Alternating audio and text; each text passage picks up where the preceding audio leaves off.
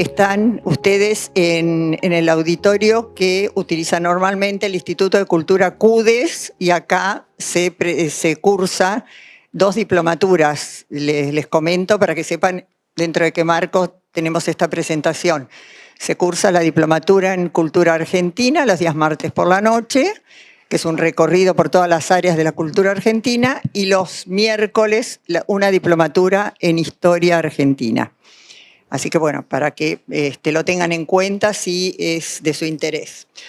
Hoy estamos acá reunidos para que nos va a presentar su libro Norma Morandini y la va a acompañar Roberto Bosca. La presento a Norma, que es nacida en Córdoba, periodista, escritora. Dirigió el Observatorio de Derechos Humanos en el Senado de la Nación Argentina hasta el mes de diciembre de 2019. Diputada nacional por su provincia entre el 2006 y 2009 y senadora del 2009 al 2015. Ha sido corresponsal sudamericana de la prestigiosa revista española Cambio 16, con asiento en Brasil y Buenos Aires.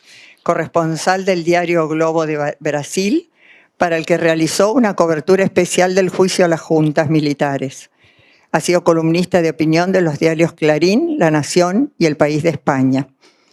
Desde su regreso al país, tras su exilio en Portugal, España y Brasil, ha participado en el debate público, especialmente en los temas de derechos humanos y libertad de expresión. Panelista fuera y dentro de su país en seminarios sobre temas de la mujer, medios de comunicación, transparencia democrática. Es autora de varios libros, entre los cuales está De la culpa al perdón, Silencios, que tienen relación con su último libro, que está presentando hoy, que se llama Decir adiós. Ha recibido numerosos premios, entre los más destacados la Pluma de Honor de la Academia de Periodismo, y ha sido la primera mujer en recibir esta distinción. Es además académica de esta institución. En su vida legislativa integró las comisiones de libertad de expresión, derechos humanos y derechos y garantías. Es reconocida en Argentina por su prédica humanista en favor de la reconciliación y los derechos humanos democráticos. Actualmente edita como newsletter la revista Mujeres y Compañía, que fundó con María Eugenia Estensoro en los años 90. La acompaña hoy Roberto Bosca, que es profesor emérito de la Universidad Austral y además es el director académico de la Diplomatura en Cultura Argentina. Discúlpenme los que han venido otras veces a presentaciones de este tipo, porque voy a decir lo que ya saben, pero hay otros que no han venido, y es que el estilo que tenemos nosotros en el Instituto de Cultura, de aquí, del CUDES, es presentar, siempre que los autores estén de acuerdo, naturalmente, en 3 partes. Una primera parte muy breve sobre la vida del autor, porque hay que conocer un poquito también la vida del autor, no solamente el currículum, sino algún otro detalle también es interesante. En segundo lugar, la obra, o sea, los libros que ha escrito. Los libros muchas veces tienen relación unos con otros, y mucho más, diría yo, en el caso de Norma. Y en tercer lugar, ya hablamos del libro, ¿no? Porque para eso hemos venido. Entonces empezamos con una breve semblanza o algún breve comentario sobre Norma, digamos que enseguida que empieza a hablar se ve que es cordobesa, nació en Córdoba. Y no ha perdido con los años el acento. La Carolina, a las vocales. Y en mi pueblo, cuando una mujer se embarazaba, decían, está perjudicada. Entonces, ¿qué pueblo? De Anfunes. Estudios, entonces, estudió en el Córdoba Ciudad, me imagino. Estudié, siempre interrumpí, salí de Córdoba, del pueblo de Anfunes a los 15 años para terminar el secundario en el Normal Carbó, que eran de las escuelas que había fundado Sarmiento, y estudié medicina porque yo quería hacer psiquiatría y tenía la influencia de un tío que decía que la psicología era algo menor, que yo estaba para cosas más grandes. Como otro cordobés, y así fui a medicina, hice 3 años, y después hice psicología y ciencias de la información, las 2. Y en el último año de ambas me tuve que venir acá porque ¿Qué pasó? Bueno, Córdoba anticipó lo que después pasó en el resto del país. Como siempre. Perón ordenó la intervención de la provincia, que era un gobierno democrático, con una frase horrible, dijo que los cordobeses se cocinen en su propia salsa. Y los cordobeses nos cocinamos en la peor de las salsas, que fue la violencia, que una muerte se vengaba con otro cadáver, y quedamos todos envueltos de, si yo no he tenido militancia, pero iba a las villas, tenía el espíritu de la época, que después vino el vendaval y yo pensé que con venir a Buenos Aires me sacaba un poco de ese clima, ¿no? Y ahí, bueno, ya en Buenos Aires iniciaste ya una vida, digamos, más profesional. Sí, digamos. yo llegué a Buenos Aires y la verdad que no conocía a nadie. A nadie. Hasta hoy cuando veo me daba mucha impresión la soledad. Yo decía, yo no tengo regreso cuando la gente vuelve a su casa a la tarde y que la gente comiera sola. Ver a alguien comiendo solo siempre me impresionó. Pero Buenos Aires es la ciudad donde más tiempo llevo viviendo de adulta. Es decir, tengo intimidad con la ciudad. Cuando yo acepté la candidatura, yo acepté estando en Lisboa y regresé a Córdoba y La Voz del Interior había puesto un titular enorme que decía Morandini corrupta. Y yo les confieso que me dio risa, porque dije, me dio risa, y era Ruitor era la mujer de la Sota, ¿no? Olga Ruitor. Entonces ella decía que yo era corrupta porque no vivía en Córdoba. Y yo digo, la ley dice que hay que ser oriundo y hay que vivir 2 años. Entonces yo dije, los periodistas van a corregir. Nadie corrigió. Así que cada vez que en Córdoba no conozco más Córdoba, digo, la Olguita tenía razón, porque conozco más Buenos Aires, que llevo muchos años acá.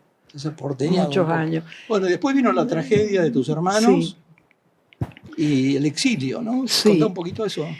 Sí. Lo de mis hermanos, yo me vine en el año 76.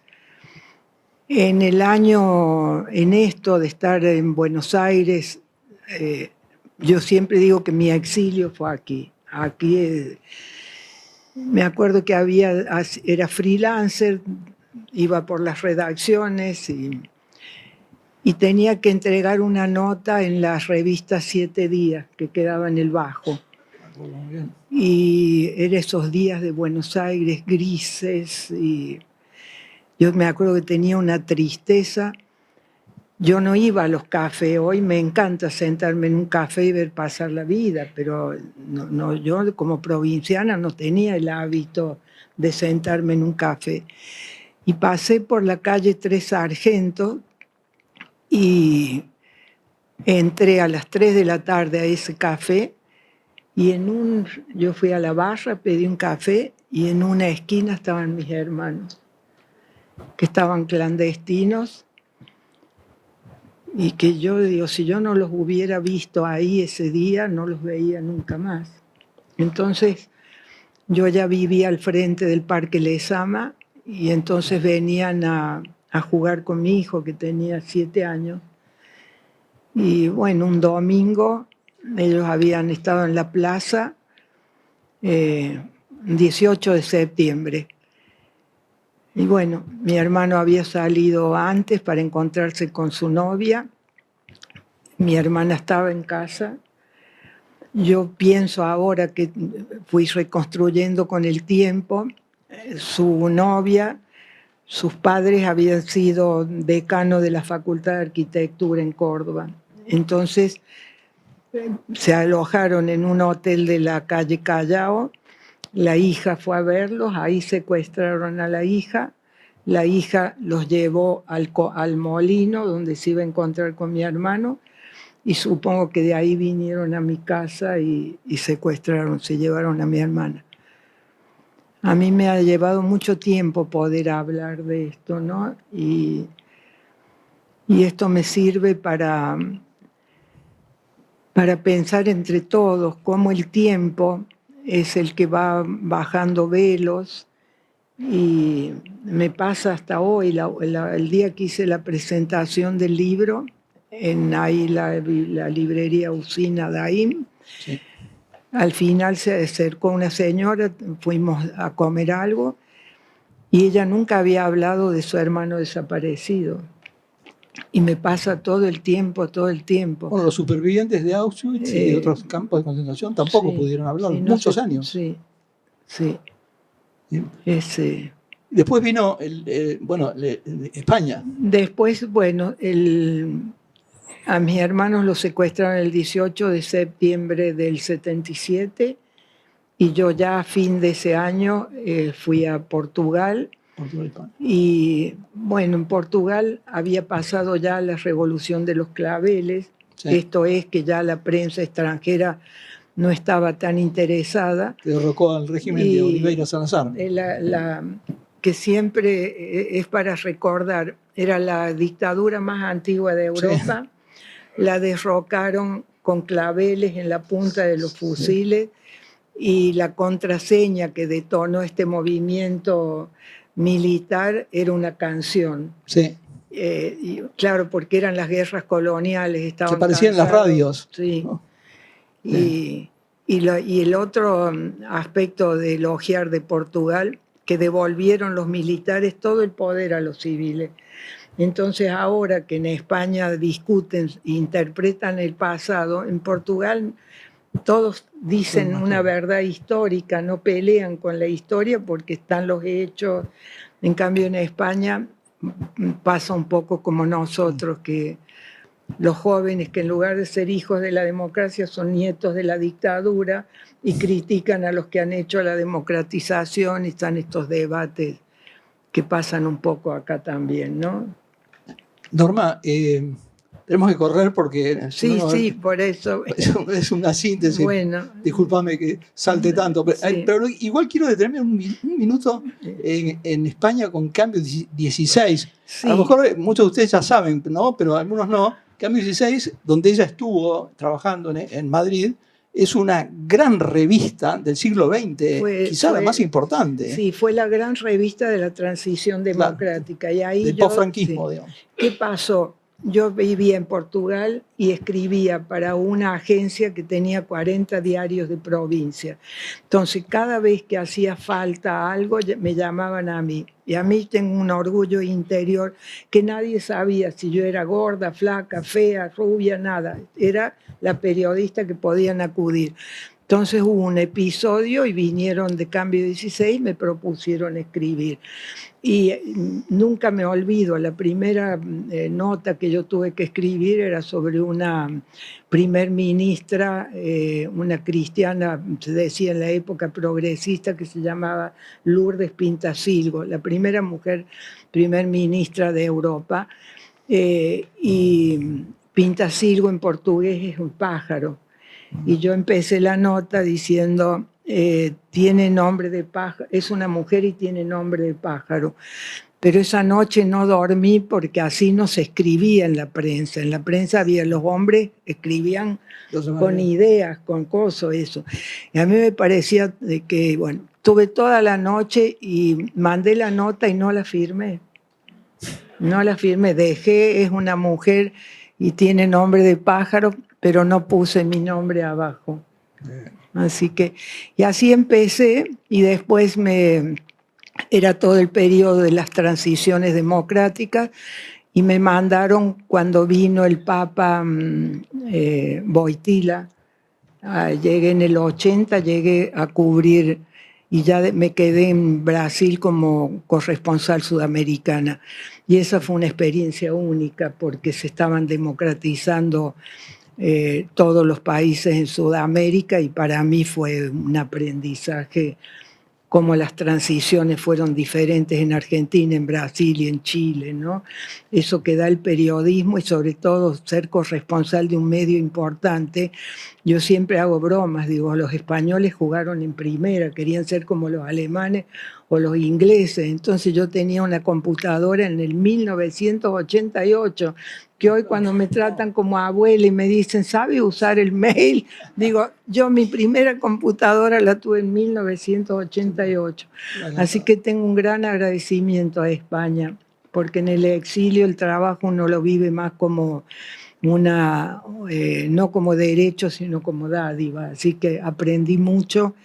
Fue un periodo de una gran riqueza histórica, tanto en España como Portugal, lo que dejan las dictaduras y lo que son las transiciones democráticas, ¿no? Y Brasil. Y Brasil, claro, claro. Vos has estado vinculada siempre también, me parece, a la prensa internacional, ¿no? Porque sí, sí. Eso sí. te da, tiene como un estatus más alto, ¿no? Los corresponsales. Te protege del cotidiano. Sí. Te protege de la anécdota. Claro. Yo me acuerdo cuando llegué acá y escuchaba, me reunía con los periodistas y siempre me volvía a mi casa con una gran inseguridad. Yo decía, ¿por qué ellos saben cosas que yo no sé? Y después un día dije, pero yo no puedo escribir lo que ellos hablan porque son chismes. Entonces, eso, si permite tener una distancia, es como que hay que explicarle a alguien que no vive en el país. Uno no se pierde en la anécdota. Creo que esa es la gran ventaja, ¿no? De poder mirar un poco más alto, ¿no? No perderse en el anecdotario o en la personalización.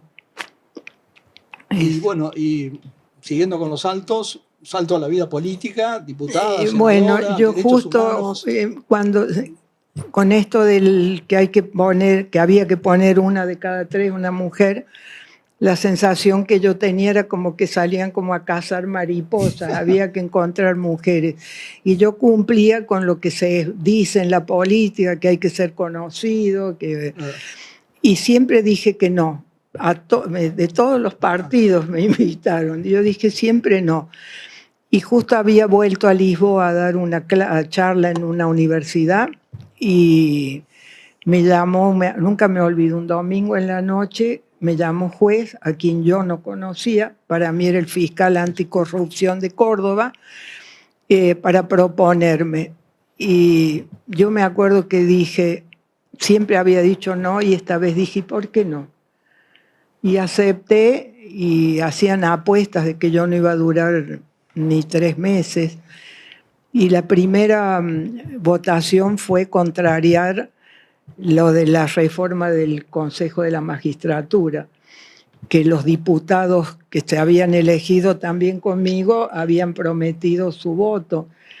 Y yo, bueno, y ahí ya tomé un camino independiente, enseguida tuve una banca que es casi una confesión de fracaso, porque en la política hay que persuadir, hay que trabajar con otros. Y yo tuve una banca sola, pero eso aprendí mucho, ¿no? Aprendí la complejidad del Estado, aprendí cómo los periodistas vamos con el dedo en alto diciendo lo que hay que hacer, ignorando mucho. Y después también aprendí el daño que hacen los malos políticos y la necesidad de tener políticos con idoneidad, porque la democracia es generosa, no pide requisitos. Cualquiera de nosotros puede representar a otro, hay que ser oriundo o vivir 2 años en el lugar. Esa es la generosidad democrática.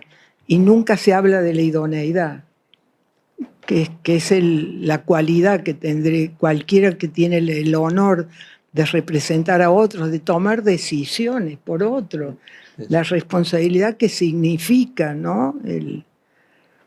Así que fue la verdad que yo digo, cambié la pluma por la tribuna y ahora he vuelto al placer de la escritura, que eso da alegría. Última de tu vida, un párrafo, los derechos humanos, es un eje en tu vida, los derechos humanos. No podemos omitirlo. No, porque después del secuestro de mis hermanos, inclusive por qué acepté participar en política. A mí cuando me dicen es política, digo, no, yo no soy política, no es una profesión, he participado en política. Y yo me acuerdo que decía a mis hermanos lo que pasó cuando hay dictadura, tiranía, pónganle el nombre que quieran, es precisamente porque no hay política. La política es trabajar sobre los conflictos, la política es la persuasión. Y lo que nuestro país no ha tenido como cultura mi generación no era democrática. Entonces, ¿a mí qué me dio el exilio? Las transiciones, yo volví con mucha... aprendí, descubrí en el exilio que la democracia es el único sistema, cambia con el tiempo, legitima el conflicto, como somos todos iguales por definición, es decir, bueno, hay que aprender a respetar al otro, Y entonces sí, yo abracé los derechos humanos como una religión laica, ¿no? Estudié mucho y fui descubriendo esa bella utopía que son los derechos humanos, ¿no? Que el mundo salió horrorizado del nazismo y los hombres sensatos del mundo entendieron que había que tener principios. Yo ya lo he dicho acá la otra vez, pero me parece, yo aprendí mucho. Los seres humanos, si nos sintiéramos iguales, si fuéramos fraternos porque somos razonables, no necesitaríamos de principios éticos. Pero como no nos sentimos iguales, no actuamos de manera razonable, que es lo que dice el artículo 1 de la Declaración Universal, ¿no? Porque nacemos iguales, porque somos seres razonables, actuamos fraternamente. Pero claro, porque no tenemos nada de eso hay que tener principios éticos. Bueno, pasa con la religión lo mismo. Y yo realmente siento a los derechos humanos, creo mucho en lo universal más que en los nacionalismos, ¿no? Bueno, están cambiando tantas cosas ahora que decir esto parece que es una osadía, ¿no? Pero aprendí mucho en Argentina además la Constitución reformada del 94 incorporó una decena de tratados internacionales de derechos humanos. Y eso ha dado aun cuando no se cumplan y el federalismo, que no se termina de entender que los tratados están por encima de la ley local, es una normativa, además porque fue un consenso, la reforma del 94 fue un gran consenso también, ¿no? Vamos a la Sí, segunda parte. sí. Podríamos seguir mucho. Voy a enumerar solamente los libros y algún comentario así muy breve tuyo. Yo tengo algunos acá, no sé si todavía hay alguno más, ¿no? Catamarca, en la década del 90, es María Soledad, ¿no? María Soledad. La gran pantalla sobre la televisión, el influjo de la televisión en la sociedad, ¿no? La ausencia de periodismo en la televisión, ¿no? Porque con esto de tener tantos prejuicios, a diferencia de otros países, los periodistas que venían de la gráfica demoraron mucho en ir a la televisión. Sí. Y la televisión convirtió en periodistas a personas de la farándula. Sí. Y eso es una gran confusión. Pero en esa época, cuando escribiste el libro, todavía había periodistas. Estaba Neustadt. Sí. Estaba Neustadt. Yo digo, el libro fue de Neustadt a Pergolini, porque Pergolini, que parecía que era sarcástico, ironizaba con la política, en realidad también ironizaba con el periodismo. Ajá. Él se burlaba, porque la verdad, yo tengo miles de anécdotas, no sé si te distraigo, pero hay una que a mí me pareció una. Cuando vino Fidel Castro, Felipe González a una de las reuniones iberoamericanas, cuando España ingresa a la comunidad se sienten como que están traicionando a América Latina y se inventan las reuniones de los presidentes iberoamericanos. La que se hace en Argentina se hace en Río Negro, que la provincia había perdido las clases por huelga de los maestros y el tema de el nombre de la reunión era sobre la educación. Y no hay nada más humillante para un periodista, por lo menos para mí, que estar esperando horas en el lobby de un hotel para que salgan los presidentes. Y así estábamos esperando que saliera Felipe González, y los españoles, que venían tan modernos, tenían unas cañas así que las estiraban, venían con todo el modernismo. Y los de Caiga quien caiga tomaron un secador de piso, ¿cómo se llama? Sí, y entonces el chico, el Cunizó, ató un micrófono de estos de cantores de tango, lo ató ahí y puso el palo del estropajo al lado de la... Y yo la verdad que me reí porque dije, él es el único que está tomando en broma lo que el resto tomamos en serio. Y uno que se puso furioso por esa broma fue el Gato Silvestre. Pero yo ahí entendí que realmente él había que burlarse porque tomábamos en serio algo que no era serio. Hablar de educación en una provincia que se habían perdido las clases por huelga de los maestros, ¿no? Entonces, ese pasaje de Neustadt a Pergolini, y bueno, tenemos, por supuesto que el fenómeno Mirta Legrand es un fenómeno personal innegable, pero en 40 años de democracia, no tenemos, como tienen todas las sociedades democráticas, programas serios en el mejor sentido de los mejores periodistas. Todas las crisis en Argentina han pasado por la mesa de Mirta Legrand. Si uno va a Uruguay, a Chile, hay programas que son, ¿qué voy a decir? No es programa de panelismo, programas periodísticos como tienen todas las democracias. Entonces eso fue un poco el libro, ¿no? Que la ausencia de periodismo en la televisión. Ahora todo el mundo quiere ir a la televisión. Ahora está de moda Menem por la serie y por el gobierno también, ¿no?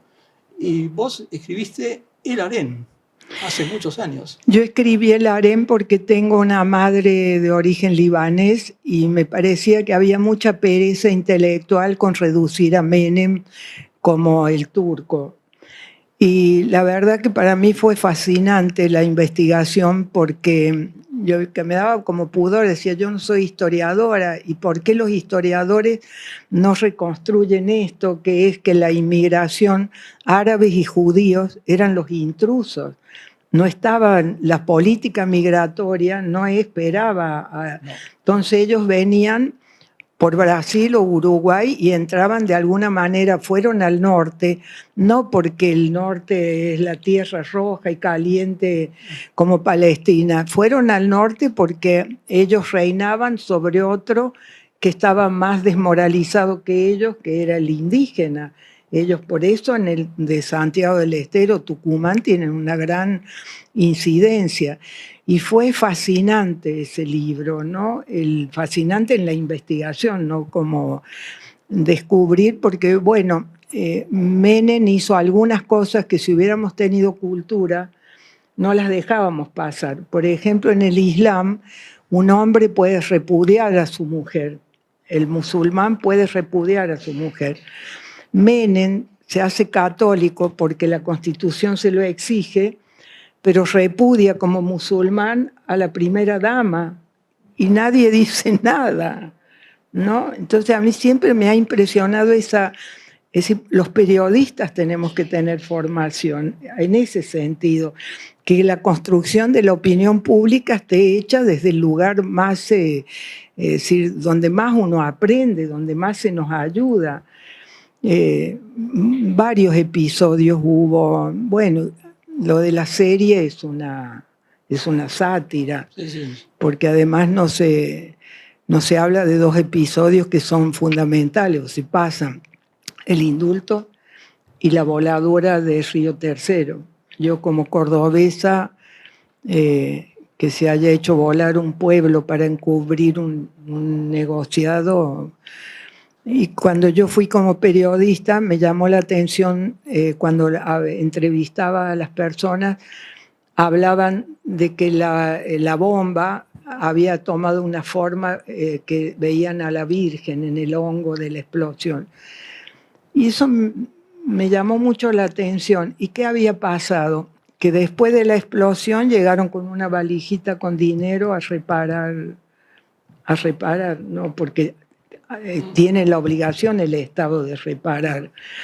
Y en mi vida legislativa, cuando insistí para que se reparara, les exigieron que renunciaran a la justicia para recibir, porque los tratados dicen que toda vez que el Estado viola derechos, tiene que reparar. No dice si le da un peso, una flor, una casa. Tiene que reparar, como lo llevamos todo al término económico. Reparar significa que el Estado admite su responsabilidad. Por eso se repara. Pero claro, como lo llevamos todo al término de dinero, perdemos la posibilidad de ir creando una cultura de deber ser, porque la ley lo señala de esta manera, ¿no? Y Catamarca se ha hecho en Netflix, se ha hecho sobre mi libro, sí. El fin del silencio se llama. Está en Netflix. ¿Te consultaron? Sí, sobre el libro, se han basado en el libro. Esa fue una gesta muy bonita. No tenemos tiempo ahora, Sí, pido sí, disculpas. sí. Pero bueno, me salto, ¿no? Pero de la culpa al perdón no puedo saltarlo porque tiene relación con el libro este. Sí, de la culpa al perdón fue, yo cubrí el juicio de la Junta y estaba obligada a ir todos los días y limitada con los hechos. Es decir, uno tenía que narrar lo que ahí escuchaba, pero además no se nos permitía el grabador. Entonces teníamos que usar palabras propias para narrar lo que habíamos escuchado. Y yo siempre digo que Borges escribió una crónica memorable que ninguno de nosotros pudo escribir en 6 meses. Entonces, después de 10 años después del juicio, yo tuve mucha necesidad de escribir sobre todo lo que había vivido, pero no desde una perspectiva personal, sino cómo todos los países que han tenido tragedias de enfrentamientos de hermanos, siempre han tenido dificultad en lidiar con el pasado trágico. Y yo digo, nosotros denunciamos, reconstruimos, se sancionó, se condenó, se reconstruyó el rompecabezas macabro del terrorismo de Estado, pero no nos permitimos el debate sobre las consideraciones morales. Y después todo se reduce a una consigna, la verdad completa. Es decir, ahora se dice la verdad completa, claro, porque no hemos dejado que todos, en democracia la memoria es plural, es diversa.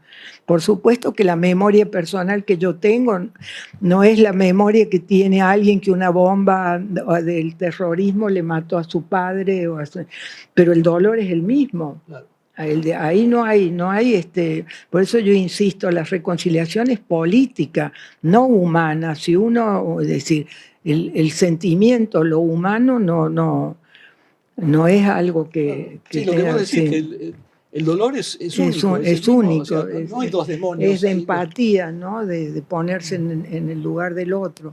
Y desgraciadamente, es decir, como se acalló a mucha gente que tiene mucho dolor y que nunca ha podido manifestar lo que ha vivido, porque los padres también... El dolor es lo íntimo, es lo más difícil de transmitir.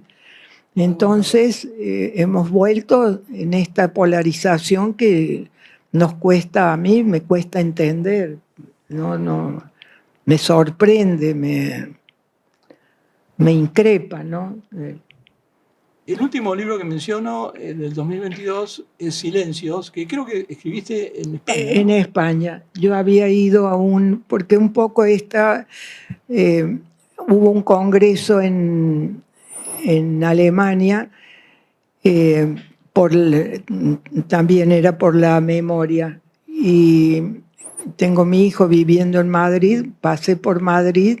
Y ahí apareció el COVID. Me agarró el COVID y estuve 8 meses confinada, pues cuando veía las noticias de acá, decía, prefiero que me respeten como mayor, que nos abrían la jaulita de 10 a 12 y de 2 a 4, pero nos respetaban los derechos. Yo digo, volver a Argentina, estuve 8 meses y la verdad que fue, no recuerdo como un mal momento, ¿no? A mí me permitió meterme profundamente en algo que, cuando me dicen, ¿cómo podías ir al juicio de las juntas teniendo hermanos desaparecidos? Yo nunca pensé que lo que yo escuchaba ahí había pasado con mis hermanos, son esos mecanismos. Y entonces me puse a leer lo que me había negado siempre, que eran los libros de las sobrevivientes. Y sobre eso, es decir, di mi propia, tal vez el libro más íntimo, porque me animé a decir en voz alta, ¿por qué mis hermanos no sobrevivieron? Si en la ESMA sobrevivió mucha gente y celebro que hayan sobrevivido, pero hay algo que no se ha contado, que es la vinculación que tuvo Macera con los montoneros, y que después, bueno, han convertido a la ESMA en una unidad básica. Es decir, cuando Kirchner va, ya no habla como presidente, le habla a los compañeros. Cuando saca el cuadro y va a la ESMA, y claro, mucha gente de buena fe pensó que con Kirchner se reabrían los juicios, cuando ignoraron todo lo que había pasado desde Alfonsín. Ahora se van a, si me permite, se van a cumplir 40 años. Y yo estoy entrevistando a los personajes de la... Y cuando del que estuvieron vinculación, y la figura de Alfonsín es una cosa, sí, la intuición, la decisión y el compromiso que él tuvo. Y cuando uno ve, digo, fueron todas situaciones fortuitas, afortunadas, porque salió todo bien. Todo el mundo decía, nadie creía que ese juicio podía prosperar. Nadie, en todo la prensa, la empresa, la iglesia, nadie. Se hizo a espaldas de la sociedad con personas que cumplieron lo que tenían que hacer. En un momento los atropelló la historia. Acá yo veo que está José Ignacio López, a quien le debemos esa...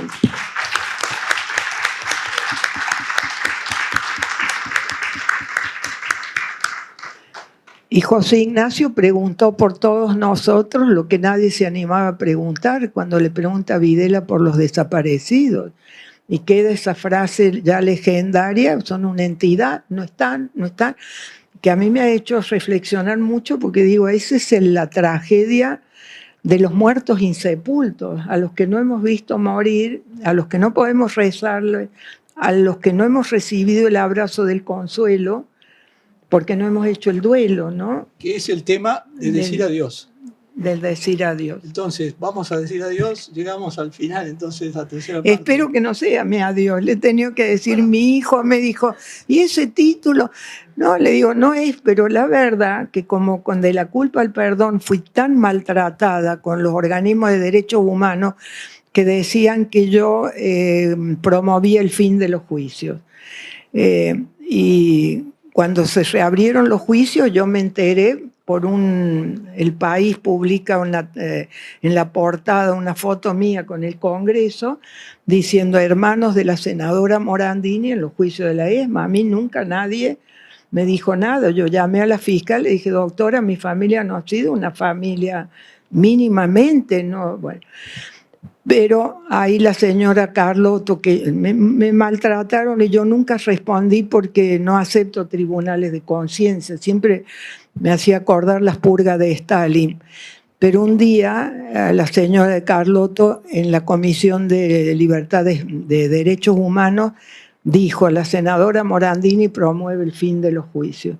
Y ahí sí, yo escribí en La Nación un artículo grande diciendo quien ha hecho de la verdad razón de vida no puede mentir. Bueno, publica La Nación. El día que gana Macri, la primera editorial de La Nación pidiendo el fin de los juicios empieza diciendo, como dice la senadora Morandini, yo digo, no hay caso de un lado o del otro. ¿Se rectificó después? Sí, se rectificaron, me pidieron disculpas y hubo un proceso, disculpas públicas, ahí fueron muy correctos, pero lo mejor que pasó en La Nación, que a raíz de ese editorial, los periodistas han pasado a tener injerencia en la editorial. O sea, es un avance, ¿no? Sí. ¿Y a quién le decís adiós? Porque vos siempre decís que escribís para entender, ¿no? Sí. Explica un poco esto. Sí, yo creo que todos, ¿no? Escribimos. Yo tengo preguntas, no tengo preguntas, perplejidad, y me impresiona porque después que leo lo que he escrito, digo, ¿cómo no me di cuenta antes de esto, ¿no? De algunas situaciones.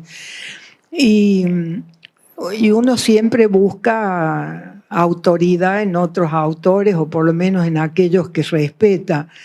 Y yo me gusta mucho este coreano, el Byung-Chul Han, y él dice que lo critican porque escribe siempre de lo mismo. Y entonces él explica que lo mismo admite variación, lo idéntico no. Yo tuve que pensar para entender el concepto.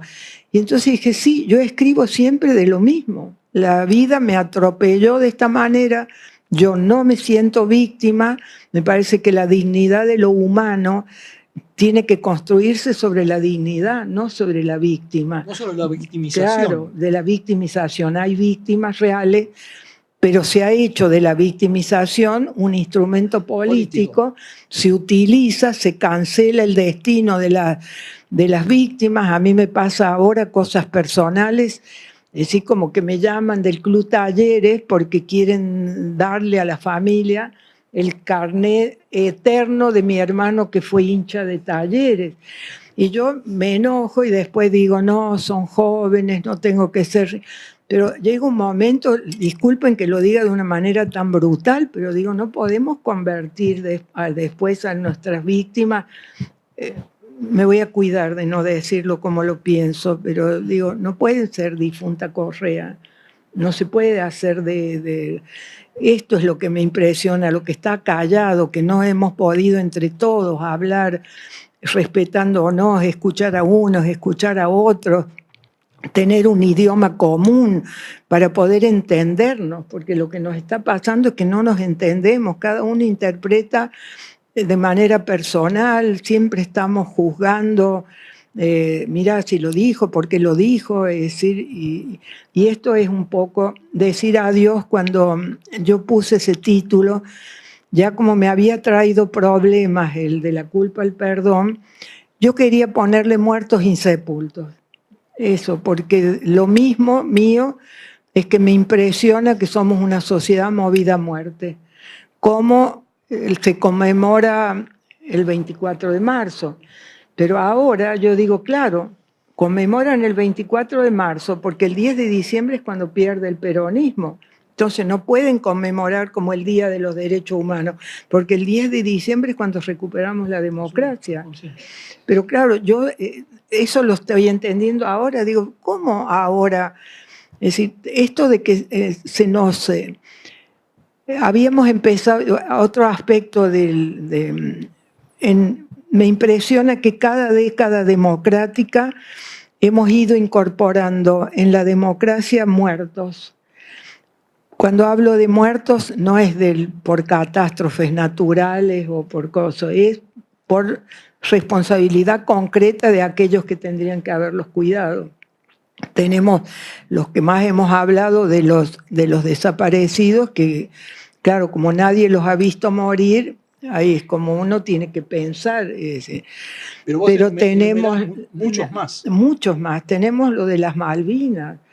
Cuando termina la guerra de las Malvinas, el gobierno de Inglaterra pregunta a los militares ¿qué vamos a hacer con los cadáveres que han quedado en las islas? ¿Y qué les contesta el gobierno argentino? Están en la patria. Entonces, no los repatrian, pero lo que es más cruel, no les avisan a sus familias que han muerto sus hijos. Y veíamos esto que pasaba frente a los regimientos, los padres gritando los nombres para saber de sus hijos. Lo que ha pasado en Malvinas, que ahora empiezan a aparecer testimonios de lo que realmente pasó, porque les obligaron a que no hablaran, que no tuvieron que hacer como pactos de confidencialidad. Y el proceso de haber puesto nombre a las cruces es una maravilla, porque eso se hace por un oficial inglés que lo mandan para cuidar del trauma de los ingleses. Y él empieza a recoger objetos y los va guardando, objetos de los argentinos. Y ahí viene lo fortuito afortunado. Encuentra a un combatiente de Malvinas que va a un congreso en Londres, y entre los dos, con ayuda de la Cruz Roja, y con los equipos de antropología y con la ayuda de Urnequian, hacen este proceso de ir y poner nombres a los desaparecidos. A los desaparecidos, como es lo de Kipling, soldados a la... sí, solamente conocido por Dios. Exactamente, exactamente. Y así se logra identificar. Bueno, y ha sido un proceso. Yo trabajé mucho por el derecho a la identidad de personas fuera de la dictadura. Y recuerdo que fui a Salta en una reunión de las provincias de los secretarios de Derechos Humanos, y justo estaban contando cómo habían hecho el proceso de identificar las cruces. Y a mí me conmovió tanto, porque dije, si se conmueve con alguien que ha muerto, porque había una madre que decía que estaba contenta de haber podido ir a rezarle a su hijo, ¿cuánto más tenemos que reivindicar el derecho de la identidad de los que nacen y tienen también su origen, o porque los han apropiado, porque la chica pobre entregó al hijo, o la chica rica por bochorno social? Hay muchísimos de nuestros compatriotas que buscan conocer la verdad biológica. Y cuando hablamos del kirchnerismo, decisiones que tomó han tenido consecuencias, como esta del Banco Nacional de Datos Genéticos, que era universal, se restringió solo a lesa humanidad, y ha quedado una cantidad de argentinos que necesitan conocer su origen y tienen que ir a pagar a los laboratorios. Lo de Cromañón fue un año nuevo. Yo me acuerdo en mi casa en Córdoba que pedí a los jóvenes, mis sobrinos, que no tiráramos cohetes. Yo me acuerdo que me miraron como diciendo... Y yo digo, ¿pero qué nos pasó?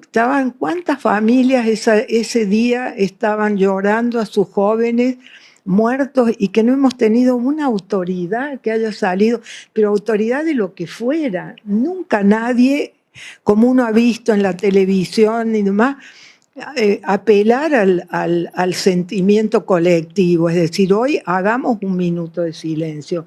A mí me pasó de ir en un metro en Francia, que se pare el metro, y hacer silencio por una bomba que se había puesto en Londres.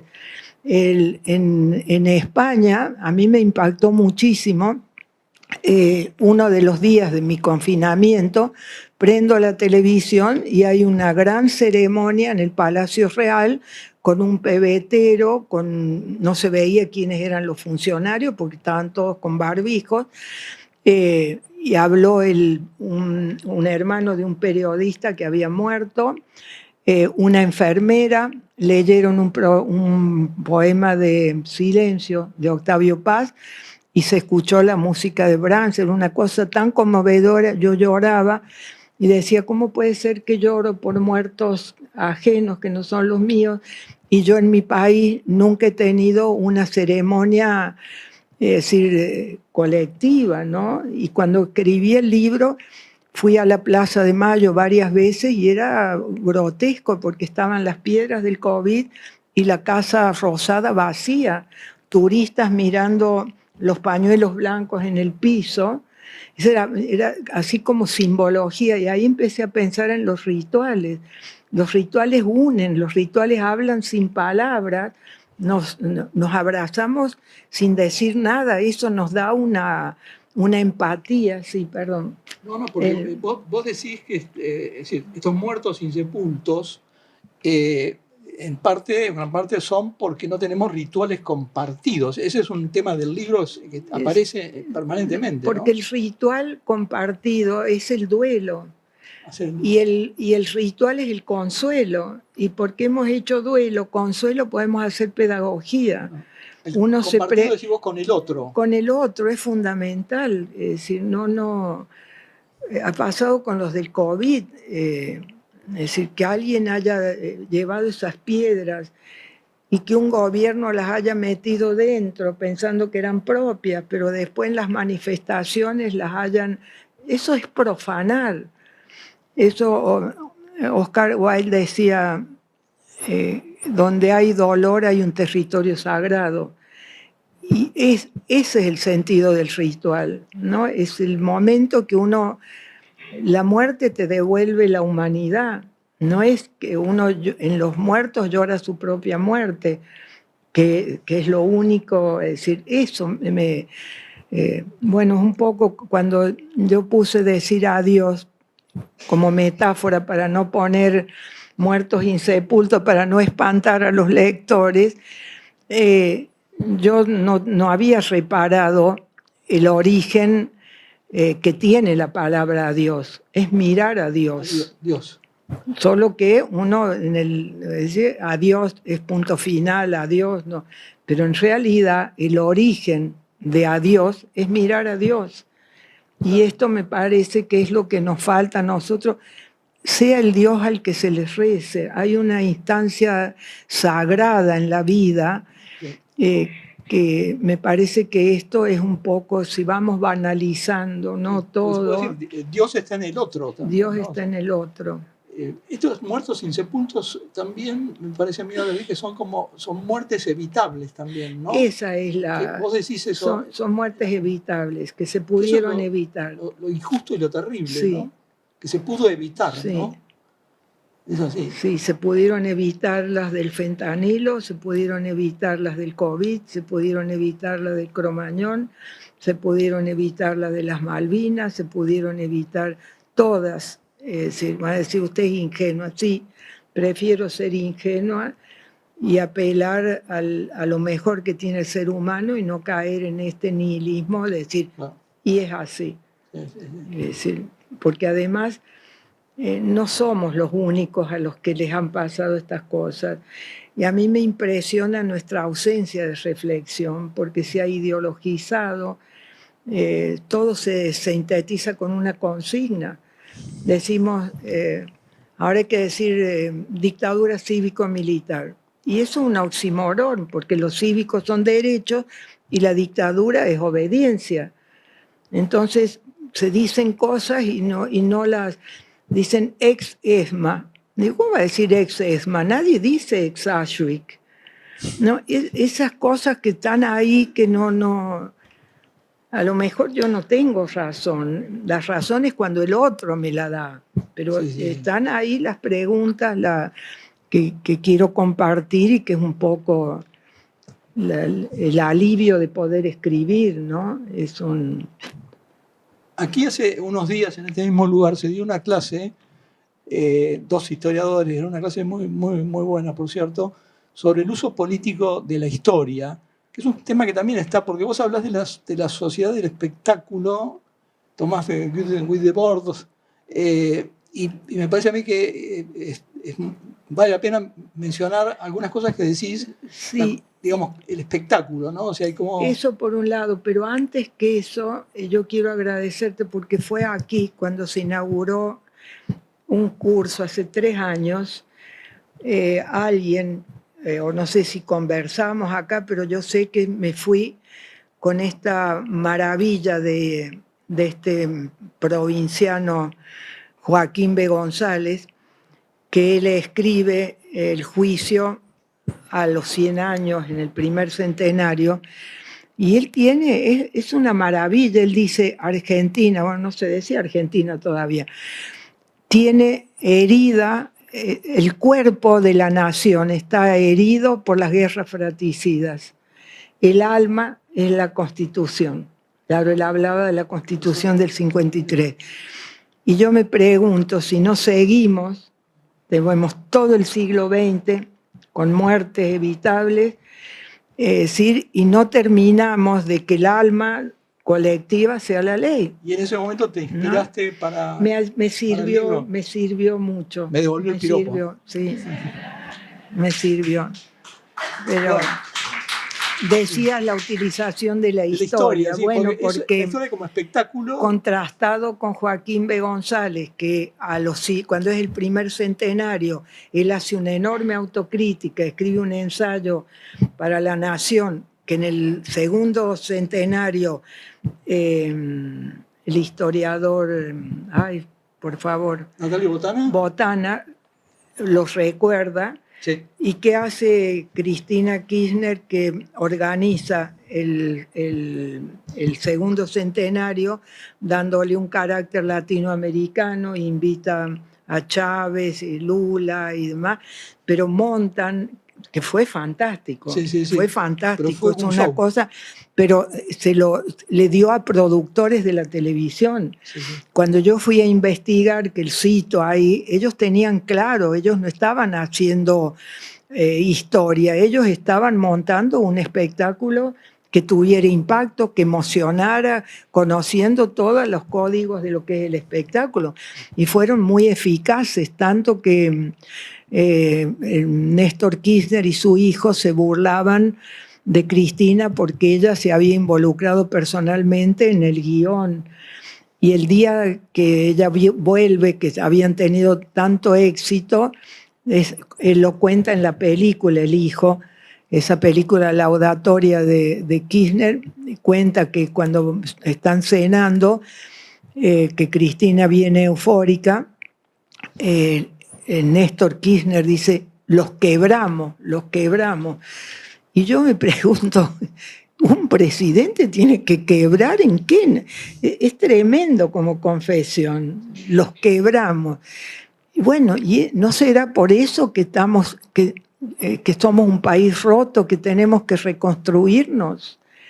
Y tenemos que reconstruirnos con bases éticas, porque si no, es decir, lo electoral define la democracia, por supuesto, y por supuesto tenemos continuidad electoral, pero la democracia es mucho más que eso, son procedimientos. En el libro también, otra cosa que decís relacionada a esto también es el uso de la historia para fortalecer el poder, ¿no? Exactamente. Porque Cristina pelea con ese primer centenario. Ahora Milei invoca ese primer centenario. Sí. Entonces se pelean desde el presente, hacen pelear dos interpretaciones, porque por supuesto, es decir, claro, la historia es la que tiene que tallar, pero también hay interpretaciones en la historia. Eso es impresionante, porque los hechos tienen, por supuesto, uno espera de los historiadores que nos traigan la interpretación de la historia, no la ideologización de la historia, ¿no? Son todos temas muy profundos los que tratás al correr digamos, de las páginas del libro, pero está presente, digamos, ahí, por ejemplo, bueno, la compasión, la concordia, el odio y el perdón. Son todos temas muy, muy profundos que nos atraviesan, ¿no? La ley, ¿cómo es la no derogada ley de odio? Decía Joaquín B. González, ¿no? Y la única forma de derogar esa ley del odio es tener un alma en una constitución en la que somos iguales y que hay que cumplirla. Y por eso yo digo, agradezco haber pasado por la política, porque me dio mucha enseñanza en el sentido Es decir, yo tenía un colega en la Cámara de Diputados constitucionalista y él siempre yo me apropié de lo que él me dijo. No decís quién es en el libro. No, porque no me acuerdo mucho de su nombre.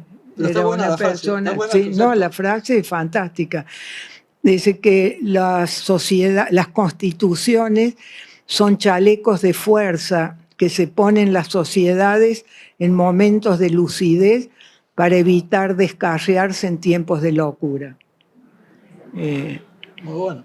Sé quién es, era un diputado de Lilita Carrió que siempre tuvo los mejores diputados, pero después se le van todos.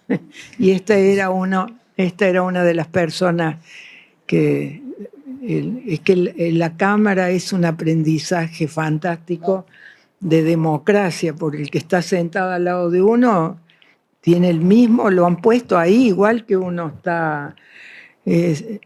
Yo demoré mucho en hablar en la Cámara de Ciudad, porque en la academia uno tiene que escribir para mostrar de que uno ha trabajado.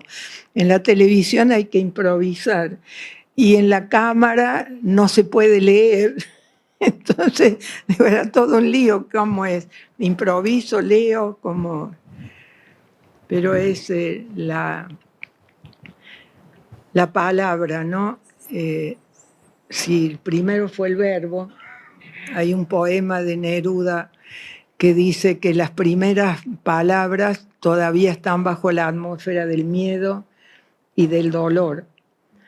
Y yo siempre pienso que las primeras palabras democráticas han estado bajo esa atmósfera porque veníamos de la violencia de los 70, después lo de la dictadura, después lo de las Malvinas, después eso de ir las víctimas del 11. Yo entiendo que que no quieran leer porque es como pesado, son muchas. Cuando uno toma conciencia, ¿no? Es impresionante lo que nos ha pasado como país, ¿no? Por lo menos sí. El perdón, algo sobre el perdón. El perdón sí. Es a uno mismo, ¿no? En algún momento puede ser que digas los crímenes no se perdonan. No, porque de la culpa al perdón, que a mí me fue un título que yo no lo pensé, debe ser que uno tiene cosas y no pensé, no especulé nada y me maltrataron tanto. Primero las editoriales no quisieron publicar ninguna. Después, como soy una curiosa, me fui porque quería que me dijeran por qué no. Nunca nadie me dijo por qué no. Después yo tuve que descubrir que, como decía Perdón, los organismos de derechos humanos decían que yo promovía el fin de los juicios. Y yo digo, si leen el libro, el crimen es imperdonable. Los crímenes no tienen perdón, pero una vez que la justicia condena, una sociedad tiene que permitirse hacer las consideraciones morales. ¿Por qué nos pasó? Porque el perdón... ¿Y qué vamos a hacer con lo que nos pasó? Son las dos preguntas. ¿Por qué nos pasó? Se canceló una parte. Acá no, parece que no hubo violencia en los 70, que un cadáver se compensaba con otra muerte en una espiral de violencia de la que no se pudo salir.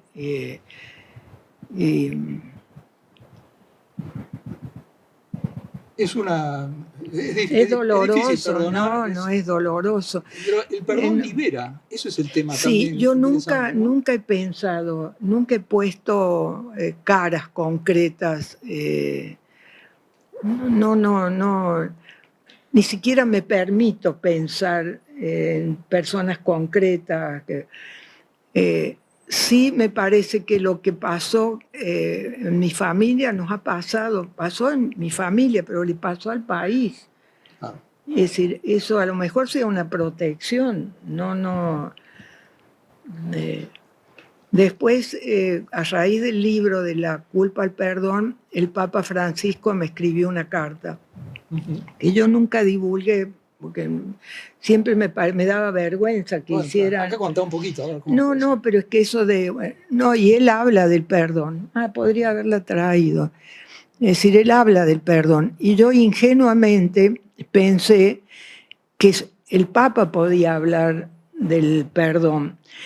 Pero después me di cuenta que en realidad la idea que tenía la Iglesia era una víctima y un verdugo. Y yo personalmente no creo que esa sea la reconciliación. La reconciliación es en el marco de la democracia, que pensar de derecha no es delito y pensar de izquierda no es delito, y que podemos tener una conversación de intercambio siempre y cuando nos respetemos. No como vemos, que como yo soy crítica en el Parlamento, la democracia les da la banca. Y después desde la banca atentan contra el sistema que les ha dado fundamento. Es decir, están ahí porque el sistema les ha hecho llegar ahí. En ese sentido, de la reconciliación a mí me parece que tiene que ser política. Porque me ha pasado hubo en la Universidad Católica, yo no necesito que el hijo de la Raburu me cuente lo que ha padecido su familia. Sí necesito que me cuente, pero yo no, lo puedo sentir mi hermano, porque formamos parte de la gran familia del dolor. En ese sentido, yo sí tengo, y lo que te comenté recién, en un diario hizo una reseña muy sofisticada. Entonces después yo le escribo al periodista que no conozco agradeciéndole. La respuesta que él me da, le ha conmovido tanto el libro, porque debe ser que tiene, pero él no se animó a ponerla. Él hizo toda una cosa más académica. Entonces yo lo que me descubro es que hay mucho dolor en nuestra sociedad. Entonces no es que uno haga del dolor un cosa, pero por lo menos reconocerlo, asumirlo. Hay una parte que yo al final me gustaría leer un poquito, que es para mí lo de cuando me digas que vamos a terminar, yo te lo... Podemos ir terminando, sí.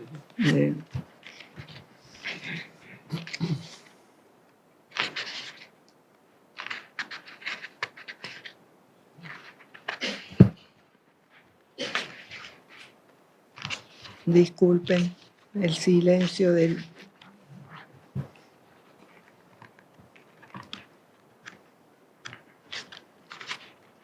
Disculpen.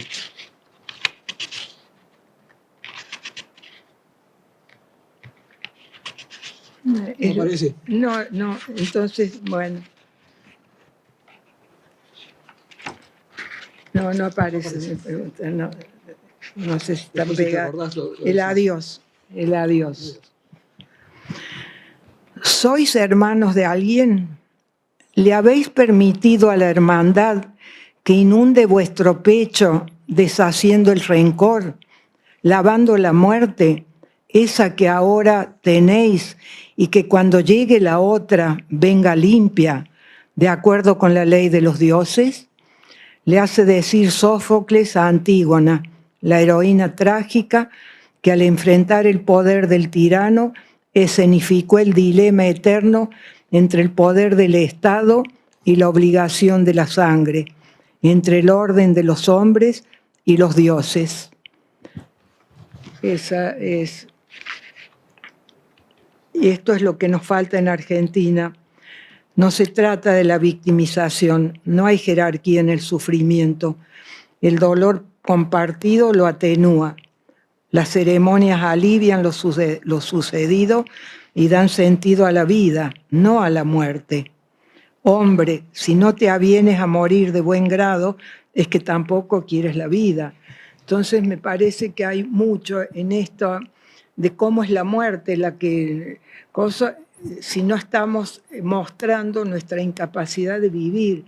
Y la vida es contradictoria, es sorprendente, es compleja, y no hay recetas. Hay que asumirla. Hay que asumirla, vivirla con cierta ética. A todos nos pasa lo mismo. No nos gusta que nos mientan, no nos gusta que nos trampeen, nos conmueven que sean solidarios.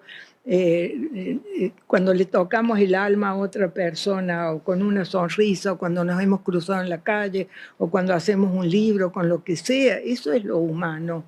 Y esto es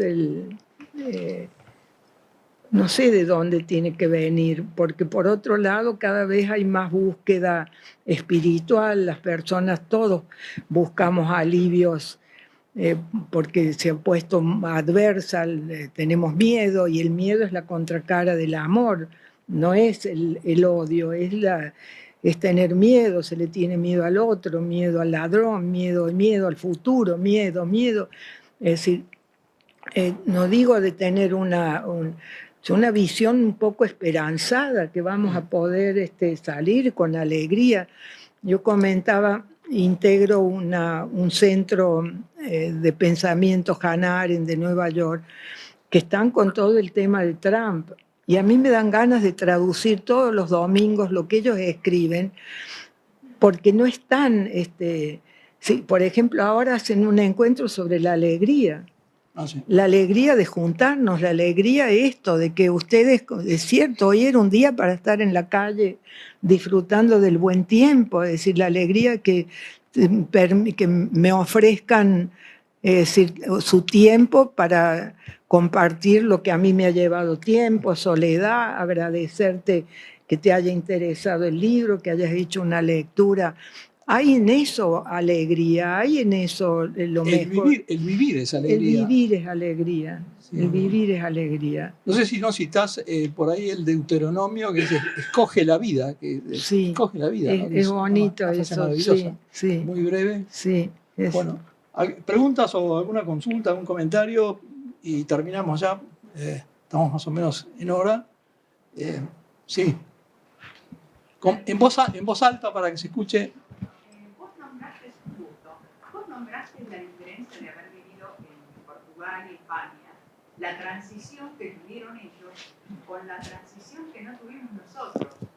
¿Qué te parece a vos desde tu visión que nos estaría faltando en docencia a todos? Usted lo ha dicho mejor que yo. Hemos condenado el pasado, hemos ido más lejos que nadie. La CONADEP fue la primera comisión de verdad en el mundo.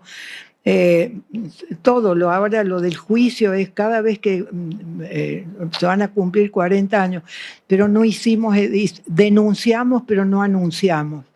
Hemos denunciado violaciones, pero no hemos anunciado el deber ser. Y después hubo el adoctrinamiento de los 20 años de kirchnerismo, que eso ha hecho un daño enorme, porque estos pibes de la liberación de Cristina son los jóvenes libertarios a los que se les ha otorgado poder porque tienen tecnología. Yo digo, ¿dónde está escrito que la juventud, hay que escuchar a la juventud? El desastre que hizo mi juventud en los 70, ¿no? Ser joven es maravilloso, ser joven, pero otorgarle a los jóvenes, ¿no? Los jóvenes votan porque tienen tecnología, porque, es decir, hay como una distorsión, ¿no? A los jóvenes había que educarlos democráticamente y no convertirlos en nietos de la dictadura. Que eso es un poco lo que yo cuando veía decir pibes de la liberación, ¿liberación de qué? Tenían que ser pibes de la democracia, que aprendieran lo que no habíamos tenido en toda nuestra historia del siglo pasado, ¿no? Eso. No, porque la democracia es la que permite la convivencia y, bueno, eso es la vida, ¿no? O sea, vivir juntos, ¿no? Eso estamos, ¿no? Vivir juntos e iguales. Aunque suene a una utopía, sí. Pero por lo menos es decir, somos todos iguales ante la ley. Es una utopía, por supuesto que no somos iguales, pero el que... Claro, es decir, cosas que nos han ido pasando, ya lo he contado otra vez, pero a mí me parece muy gráfico para mí. Un día un niño, cuando empezamos a tener compasión con los niños en la calle, ahora tenemos miedo que saquen la navaja. Entonces, ¿qué nos ha pasado en ese proceso? ¿No? Iba caminando y un niño de unos 12, 13 años me hace así: doña, soy un pobre. Y yo me fui y digo, ¿qué hemos hecho para que un niño tenga una identidad, que la pobreza sea identidad cuando es una contingencia, no es un destino. Ahora, ese niño que está en la calle entra en los bares y están los televisores prendidos y están todos hablando de la pobreza, la cifra de la pobreza, todo. Le han dado una identidad. Nadie le ha dicho cuando él va a los bares a pedir, nadie está diciendo en la televisión tengo derecho a tener una familia, que me amen, a estudiar, además. Entonces hay situaciones que tenemos que entenderlas, porque si no, es decir, ¿qué nos ha pasado? Esto que tenemos, digo, ya no hay piquetes, pero ahora tenemos las veredas llenas de gente. Entonces siempre son como consignas, ¿no? Consignas, es decir. Otra pregunta. Gracias por tu palabra, porque realmente inspira muchas preguntas. Pero yo quiero hacerte una pregunta muy concreta. No hay duda que el país tiene una herida que no cierra. Esa herida clama sanación. Hay personas que piensan que la sanación proviene del perdón. Así es. Y hay otras personas que piensan que la sanación proviene de acostumbrarse a vivir con esa herida y que esa herida no moleste demasiado. Yo creo que eso es un error. La herida tenemos que sanarla de verdad. Y en el perdón es de a dos. Vos lo dijiste muy claramente. El perdón es de a dos. Y el miedo viene cuando dos personas que piensan distinto no quieren conversar y buscar la riqueza que puede haber del uno y del otro. En esa riqueza podemos confirmar nuestros principios y no cederlos, o valorar lo que el otro nos pueda dar y pueda completar lo que nos falta. Pero tenemos miedo al perdón, porque el perdón implica hablar de a dos y hablar con alguien distinto. Perdón es a uno. Yo no, porque uno, ¿quién es uno para ponerse, no? Porque la compasión presupone de que uno se puede poner en los zapatos del otro, ¿no?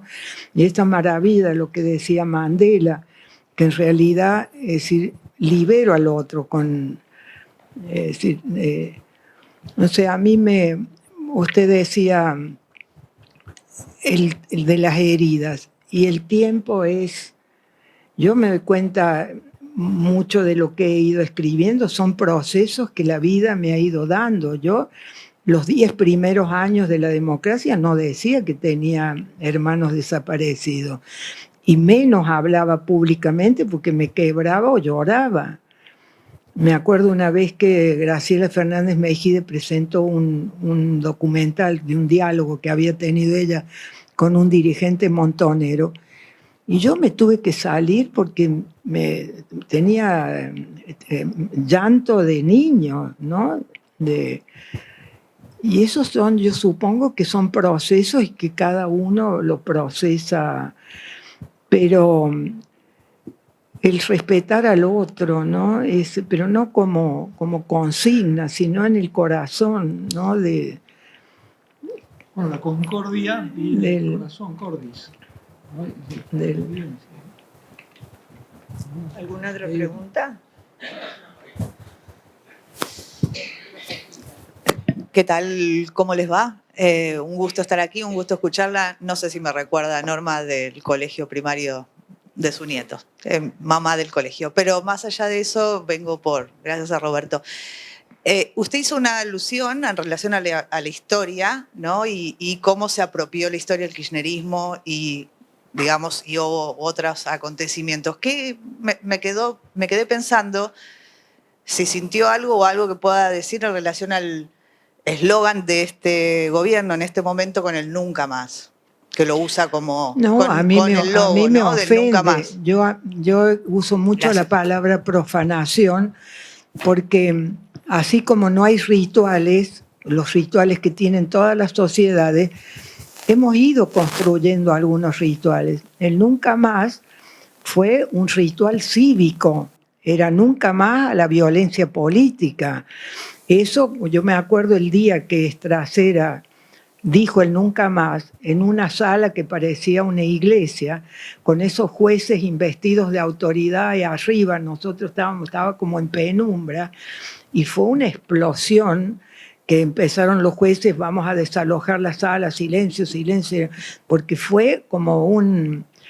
Y a mí me ofendió mucho cuando se empezó a usar la ESMA para hacer asados. Eso es una profanación, todo lugar de dolor. Vuelvo con esto, de un lugar de dolor es un lugar sagrado y por lo tanto lo que se hace es de profanación. Entonces esto es la banalidad del mal. Cuando Cristina lo presenta a Massa de candidato, lo presenta con uno de los aviones atrás, suponiendo que esos aviones habían... Yo cuando veo esas cosas no lo puedo creer, no lo puedo creer, es una profanación. Es decir, los pañuelos blancos, es decir, yo no les pongo nombre propio. Los pañuelos no tienen nombre propio porque ahí está la tragedia argentina. Es decir, tendrían que simbolizar lo que no queremos más. Y si no queremos más eso hay que construir democracia. No hay otro experimento. Es lo único que no hemos hecho. Entonces, ¿qué pasa ahora con esto? Porque tan grave como el profanar el nunca más es que vayan todos vestidos iguales. Yo me cuido de no provocar, porque eso parecen camisas negras. ¿Qué es eso de ir todos iguales? En el Mao vestían todos iguales. La democracia es la diferencia. Es decir, es una memoria plural. ¿No? Porque ir todos iguales presupone que es obedecer. Es decir, uno manda y los otros obedecen. Entonces, y después con este gobierno hay una tentativa a desconocer lo que el juicio probó, ¿no? Porque si uno mira, es increíble lo que pasó en la época del juicio, ¿no? Es decir, ya nadie puede decir que no pasó lo que pasó. Y parte de lo que se dijo este 24 de marzo, dijo Gil Lavedra, que era un poco lo que el argumento de las defensas, ¿no? Que negaban, porque es cierto, la sociedad aplaudió, se combatió la subversión, existió subversión. Por supuesto, combatieron la subversión. El problema es que combatieron con la ilegalidad. Yo siempre digo lo mismo, si mis hermanos pusieron una bomba o no sé, es decir, bueno, yo tendría que ir a visitarlos en la cárcel y no estar hablando, ¿no? Es decir, esto es, si no se restituye la ley, como hicieron los italianos, es decir, hay una frase ahí, yo no voy a poder decirla tal cual, pero si a veces las naciones tienen que salvarse a sí mismas y es la ley la que nos permite, y volvemos a Joaquín B. González, ¿no?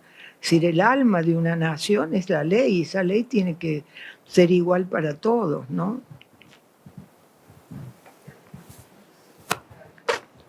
No hay más. Si no, bueno, vamos terminando entonces ahora.